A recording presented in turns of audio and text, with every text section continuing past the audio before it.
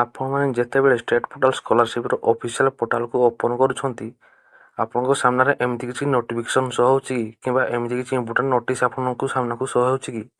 ଯଦି ହେଉଛି ତାହେଲେ ଆପଣମାନଙ୍କ ପାଇଁ ଏହି ଭିଡ଼ିଓ ଆଉ ଏହି ନୋଟିଫିକେସନ୍ ବହୁତ ଗୁରୁତ୍ୱପୂର୍ଣ୍ଣ। କାରଣ ଦେଖନ୍ତୁ, ଆପଣମାନେ ଯେମିତିକି ସମସ୍ତେ ଜାଣିଛନ୍ତି, ପୋଷ୍ଟ ମାଟ୍ରିକ ସ୍କଲାରସିପ୍ର ଆବେଦନ ପ୍ରକ୍ରିୟା ଆରମ୍ଭ ହୋଇସାରିଛି।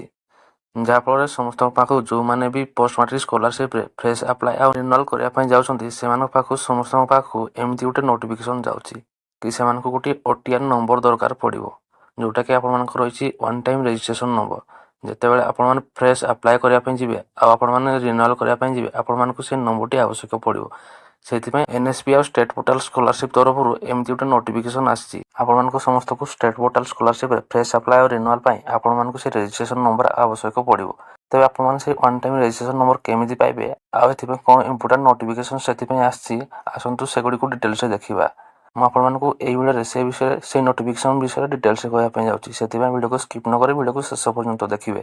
ଦେଖନ୍ତୁ, all eligible ST, SC, SCBC and EBC students both fresh and renewal are required to generate one time registration number in national scholarship portal, जोटाकि आपनकर NSP रही। देखନ୍ତୁ, जो ST, SC, OBC, SCBC ଆଉ EBC student रही सेमानकु fresh आउ renewal apply करिया पई सेमानकु गोटे OTR number आवश्यक पड़िबो, जहाँकि आपनमानकु नेशनल स्कॉलरशिप पोर्टल रे ताको आपनमानकु जनरेट करिया पई पड़िबो। तापर provide the same in OSSP to apply for post matric scholarship for ST and SC development MNBCW department. And then आपनमानकु जेतेबेले आपनमाने ए पोस्ट मैट्रिक स्कॉलरशिप रे अप्लाई करिया पई जिवे, आपनमाने से वन टाइम रजिस्ट्रेशन नंबर को देई आपनमाने पोस्ट मैट्रिक स्कॉलरशिप पई अप्लाई करि परिबे। तेबे आपनमानकु ए वन टाइम रजिस्ट्रेशन नंबर पाया पई हेले आपनमाने जो scholarship.gov.in वेबसाइट रही आपनमानकु सेठाकु जाई कि विजिट करी आपनमाने वन टाइम रजिस्ट्रेशन करि परिबे। आपने से वन टाइम रजिस्ट्रेशन नंबर पाइपर। तेज आपने OTR बा वन टाइम रजिस्ट्रेशन केमिति करेंगे तार step by step guideline PDF टी एठी मेंशन कराଯାଇଛି। आपण मैंने चाहिए से PDF को डाउनलोड कर देखिए आप वन टाइम रजिस्ट्रेशन करेंगे। देखो एठार जो लिखाई click here to download step by step guideline for OTR आपको से ऊपर क्लिक करने पड़ो। देखो जमी ही आपने से PDF ऊपर क्लिक करेंगे आपको सामने से PDF टी शो हो आसो। आपने केमती one time registration NSP scholarship portal रे करि परिबे तार स्टेप बाय स्टेप गाइडलाइन से PDF रे आसी जिवो। तापर आपने तळकु स्क्रॉल करेंगे आपने केमती वन टाइम रजिस्ट्रेशन करेंगे तार स्टेप बाय स्टेप किछटा प्रोसेस रही आसतु से गुडी डिटेल्स से देखा कि आपने केमती NSP पोर्टल रे जाई कि आपने वन टाइम रजिस्ट्रेशन नंबर आपने वन टाइम रजिस्ट्रेशन नंबर आपने पाई परिबे आपने केमती जनरेट करि परिबे आसतु ताको आपने स्टेप बाय स्टेप देखा। देखंतु आपनमानकु OTR बा वन टाइम रजिस्ट्रेशन जनरेशन करिया पय ले आपनमानकु दुईटी स्टेप देई आपनमाने से वन टाइम रजिस्ट्रेशन करि परिबे। स्टेप 1 रे आपनमानकु OTR जनरेशन करिया पय ले प्रथमे आपनमानकु रेफरेंस नंबर जनरेशन करिया पय पड़िबो। सेति बे आपनमानकु जो NSP पोर्टल रो वेबसाइट रहिछि ताकि आपनमाने एठार मध्ये देखि पारथि कि scholarship.gov.in रहिछि आपनमाने सेही वेबसाइट को जाई बा से पोर्टल को विजिट करी आपनमाने प्रथमे आपनमानकर रेफरेंस नंबर को जनरेशन करिया पय पड़िबो। जेमति आपनमाने से पोर्टल वेबसाइट को विजिट करबे आपनको सामने को एमती किछि इंटरफेस शो हबो।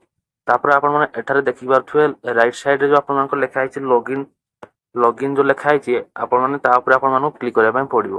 तापर आपने तौक स्क्रॉल करेंगे तौक स्क्रॉल करा देखिए कि स्टार्ट न्यू रजिस्ट्रेशन आपको एठारे जो ऑप्शन रही क्लिक न्यू यूजर बा रजिस्टर योरसेल्फ आपको क्लिक करने पड़ो। तापर क्लिक कर आपको OTR रजिस्ट्रेशन करने पड़ो। एति कर सारा आपने पुणी तौक स्क्रॉल करेंगे तापर आपको से रजिस्ट्रेशन कंप्लीट करने आपको किछटा स्टेप एटी मेंशन रही आपको कंप्लीट करने पड़ो। जेमती कि एठार रही enter an active mobile number verify with OTP and fill in the captcha. देखंतु आपको रजिस्ट्रेशन कंप्लीट करने हेले एठार जो लिखाई रजिस्टर मोबाइल नंबर आपको क्लिक करने पड़ो। तापर क्लिक कर आपको मोबाइल नंबर देवाई पड़ो। तापर आपन जो नंबर आपको देइथिबे आपन से नंबर को गोटे OTP जीवो आपन से OTP को फिल करी तापर आपन गोटे कैप्चा शो होतो से कैप्चा टी को फिल को वेरीफाई करने पड़ो। तापर आपन को EKYC करने पड़ो माने आपन आधार नंबर टी को आपन देवाई पड़ो। तापर आधार नंबर दे सारा पर आपन से आधार नंबर रे जो मोबाइल नंबर लिंक थी से नंबर को गोटे OTP जीवो ତାକୁ ମଧ୍ୟ ଆପଣମାନଙ୍କୁ ଦେଇ ଭେରିଫାଏ କରିବା ପାଇଁ ପଡ଼ିବ। ଆଉ ଯଦି ଆପଣମାନଙ୍କୁ ସେଇ ମୋବାଇଲ ନମ୍ବରକୁ OTP ଯାଉନାହିଁ ତାହେଲେ ଆପଣମାନଙ୍କୁ ଚେକ୍ କରିବା ପାଇଁ ପଡ଼ିବ କି ଆପଣମାନଙ୍କର ସେଇ ନମ୍ବରଟି ଆଧାର ନମ୍ବର ସହ ଲିଙ୍କ ଅଛି କି ନାହିଁ। ଯଦି ଆପଣମାନଙ୍କର ସେଇ ନମ୍ବରଟି ଆପଣମାନଙ୍କର ଆଧାର କାର୍ଡ଼ ସହ ଲିଙ୍କ ନଥିବ ତାହେଲେ ଆପଣମାନଙ୍କୁ ସେଇ ନମ୍ବରକୁ OTP ଯାଇନପାରେ। ତ ସେଥିପାଇଁ ଆପଣମାନେ ତାକୁ ମଧ୍ୟ ଟିକେ ଚେକ୍ କରିଦେବେ। ଏତିକି କରିସାରି ତାପରେ ଆପଣମାନେ କ୍ଲିକ୍ ଅନ୍ ଫିନିଶ ଉପରେ କ୍ଲିକ୍ କରିବେ। ତାପରେ ଆପଣମାନଙ୍କର ସେତିକିରେ ରେଜିଷ୍ଟ୍ରେସନ ଆପଣମାନଙ୍କର କମ୍ପ୍ଲିଟ୍ ହେବ। ମାନେ ଆପଣମାନଙ୍କର ରେଫରେନ୍ସ ନମ୍ବରଟି ଜେନେରେଟ୍ ହେଇଯିବ। ଆପଣ ଏଠାରେ ମଧ୍ୟ ଦେଖିପାରୁଥିବେ ଆପଣମାନଙ୍କ ସାମ୍ନାରେ ଏମିତି କିଛି ଇଣ୍ଟରଫେସ୍ ଶୋ ହେବ ଯେଉଁଥିରେ ଆପଣମାନଙ୍କର ରେଫରେନ୍ସ ନମ୍ବରଟିକୁ ଜେନେରେସନ୍ ହୋଇପାରିବ। ଏଠାରେ ମଧ୍ୟ ଲେଖା ବି ହେଇଛି ଦେଖନ୍ତୁ you have successfully generated the reference and your reference number. ସେ ନମ୍ବରଟି ଆପଣଙ୍କର ତଳେ ଆପଣମାନଙ୍କୁ ଶୋ ହେଇଯିବ। ଏତିକି କରିସାରିବା ପରେ ବା ଆପଣମାନଙ୍କର ରେଫରେନ୍ସ ନମ୍ବର ଜେନେରେସନ୍ ହେଇପାରିବା ପରେ ଆପଣମାନଙ୍କୁ ୱାନ୍ ଟାଇମ୍ ରେଜିଷ୍ଟ୍ରେସନ କରିବା ପାଇଁ ହେଲେ ଆପଣମାନଙ୍କୁ ଦେଖିପାରୁଥିବେ ଆପଣମାନେ ଏଠାରେ ଦୁଇଟି ଆପ୍ ମଧ୍ୟ ଶୋ କରାଯାଇଛି।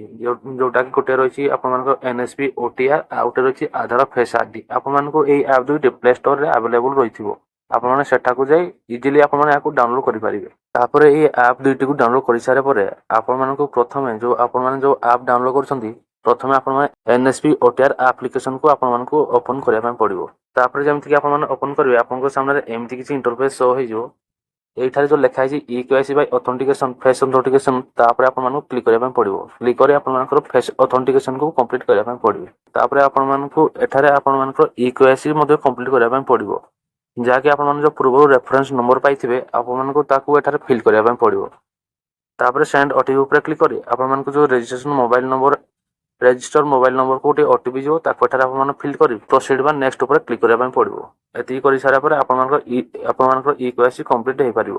ଦେଖନ୍ତୁ ଏଇ ସବୁ ପ୍ରୋସେସ କମ୍ପ୍ଲିଟ୍ କରିସାରିବା ପରେ ଆପଣମାନଙ୍କୁ ତାପରେ ଏମିତି କିଛି ଇଣ୍ଟରଫେସ୍ ଶୋ ହେବ ଯାହାକି ଆପଣମାନଙ୍କର ପ୍ରୋଫାଇଲ ଡିଟେଲ୍ସ ରହିଥିବ ବା ଆପଣମାନେ ଯୋଉ ଆଧାର ଡିଟେଲ୍ସ ଦେଇଥିବେ ସେ ଡିଟେଲ୍ସ ଗୁଡ଼ିକୁ ଏଠାରେ ଶୋ ହେଇଯିବ। ଆପଣମାନେ ତାକୁ ଆଉ ଥରେ ପ୍ରିଭ୍ୟୁ ବା ରିଭ୍ୟୁ କରି ଆପଣମାନେ ଦେଖିପାରିବେ।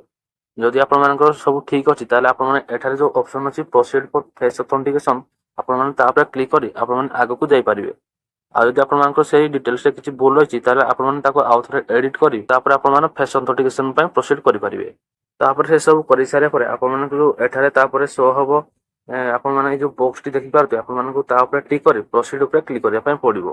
ତାପରେ ନେକ୍ସଟ ଷ୍ଟେପରେ ଆପଣମାନଙ୍କର ଫେସ୍ ଅଥେଣ୍ଟିକେସନ ପାଇଁ ଆପଣମାନଙ୍କ କ୍ୟାମେରାଟି ଓପନ୍ ହେଇଯିବ। ଆପଣମାନେ ଯେମିତି ଏଠାରେ ମଧ୍ୟ ଦେଖିପାରୁଥିବେ ଏଇଭଳି ଭାବରେ ଆପଣମାନଙ୍କ ମୋବାଇଲରେ ମଧ୍ୟ ଏମିତି କିଛି ଶୋ ହେବ। ଆପଣମାନେ ସେଠାକୁ ଦେଖି ଆପଣମାନଙ୍କର ଫେସ୍ ଅଥେଣ୍ଟିକେସନକୁ କମ୍ପ୍ଲିଟ୍ କରିପାରିବେ। ତାପରେ ଆପଣମାନେ ଯେମିତିକି ଆପଣମାନଙ୍କର ଫେସ୍ ଅଥେଣ୍ଟିକେସନ କମ୍ପ୍ଲିଟ୍ କରିବେ ବା ପ୍ରୋସେସକୁ କମ୍ପ୍ଲିଟ୍ କରିବେ ତାପରେ ଆପଣମାନଙ୍କର ଯୋଉ ୱାନ୍ ଟାଇମ୍ ରେଜିଷ୍ଟ୍ରେସନ କରିଥିବେ ତାର ନମ୍ବରଟିକୁ ଆପଣମାନେ ପାଇପାରିବେ। ଯାହାକି ଆପଣମାନେ ଏଠାରେ ମଧ୍ୟ ଦେଖିପାରୁଥିବେ ଏଠାରେ ଗୋଟେ ମଧ୍ୟ ରେଜିଷ୍ଟ୍ରେସନ ନମ୍ବର ଏଠାରେ ଗୋଟେ ରହିଛି। ଆପଣମାନେ ସେଇଭଳି ଗୋଟେ ରେଜିଷ୍ଟ୍ରେସନ ନମ୍ବର ପାଇପାରିବେ। ତାପରେ ଆପଣମାନେ ଏଇ ନମ୍ବରକୁ ପାଇସାରିବା ପରେ ଆପଣମାନେ ଆପଣଙ୍କର ସ୍କଲାରସିପ୍ ପାଇଁ ଫ୍ରେଶ ଆପ୍ଲାଏ କିମ୍ବା ରିନ୍ୟୁଆଲ ଆପ୍ଲାଏ କରିପାରିବେ। ତ ଦେଖନ୍ତୁ ଇଏ ଥିଲା ସମ୍ପୂର୍ଣ୍ଣ ଏଇ OTR ବା ୱାନ୍ ଟାଇମ୍ ରେଜିଷ୍ଟ୍ରେସନ ଆପଣମାନେ କେମିତି କରିବେ ତାକୁ ନେଇ ସମ୍ପୂର୍ଣ୍ଣ ଡିଟେଲ୍ସ ବା ସମ୍ପୂର୍ଣ୍ଣ ଆପଣମାନେ କହିପାରିବେ କି ଡିଟେଲ୍ସ ସମ୍ପୂର୍ଣ୍ଣ ନୋଟିଫିକେସନ ଥିଲା। ତ ଆପଣମାନେ ସେଇ PDF କୁ ଭଲ ଭାବରେ ଆଉ ଥରେ ଦେଖି ଆପଣମାନେ ଷ୍ଟେପ୍ ବାଇ ଷ୍ଟେପ୍ ତାକୁ ଦେଖି ଆପଣମାନେ ୱାନ୍ ଟାଇମ୍ ରେଜିଷ୍ଟ୍ରେସନ ଆପଣମାନଙ୍କର କମ୍ପ୍ଲିଟ୍ କରିପାରିବେ।